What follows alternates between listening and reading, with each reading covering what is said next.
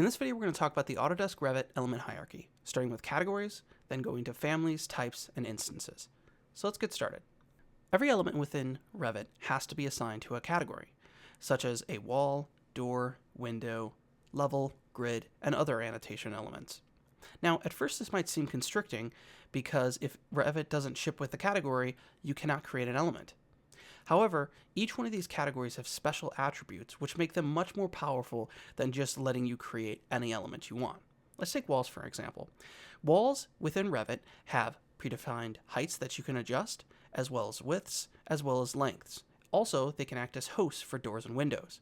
By ensuring all elements are a part of a certain category, you can tap into these features. Okay, before I start working my way down to families, types, and instances, let's talk about the door category. The door category allows you to place doors within your Revit project. Now, at first you might say, okay, pretty straightforward, but then you start thinking about the different types of doors that exist in real life. And this is where families come in. On the right are 3 different Revit families, one for a single door, one for a double glass door, and one for a rolling door. And the reason these are called families in Revit is because all the elements, the single, rolling, and double glass door, all share certain characteristics or are related, similar to a real-life family. Okay, let's take it one step deeper. Let's look at that single door. And you might look at that and say, okay, perfect. If I just want to insert a single door into my scene, I'll go to the door categories, find the single door family, and then just drop it in. But let's think a little bit more in detail. On the right, those are all single doors, but you'll notice they're all slightly different in width and height. Well, this is where types come in. Types is the next level of separation under families. So even though these are all a part of the same family, single door, and a part of the same category, door, they all have different types. And that's what a type is within Revit. Let's go one step deeper with instances. Every element that you place in a Revit project is referred to as an instance. So on the right is the properties panel for a single flush family of doors that is of type 30 inches by 84 inches.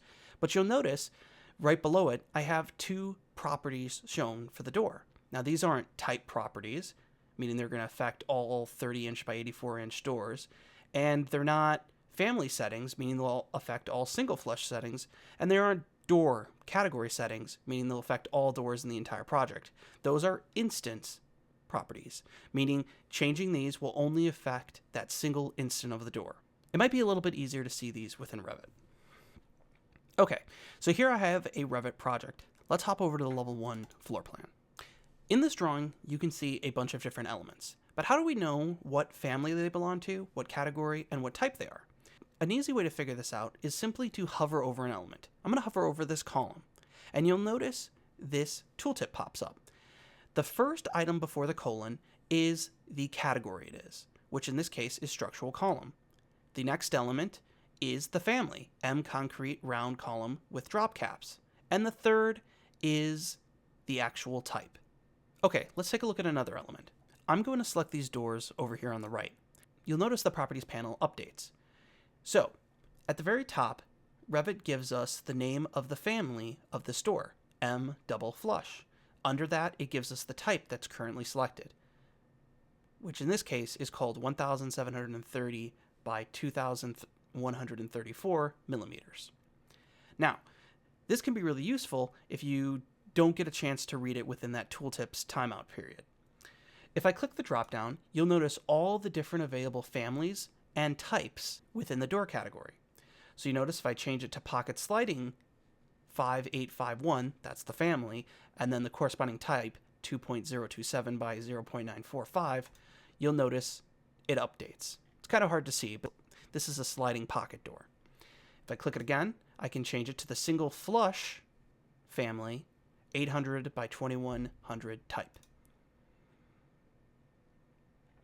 Let's refresh our knowledge of categories, families, types, and instances by inserting a door.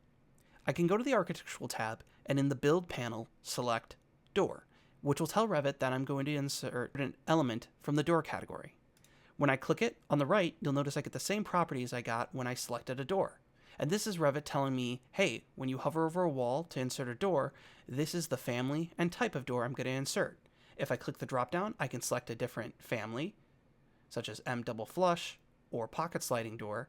And then if there's multiple different sizes or types, I could select them from below. Once I have the door type selected, I simply hover over a wall and click. Now, I'm going to place this right there.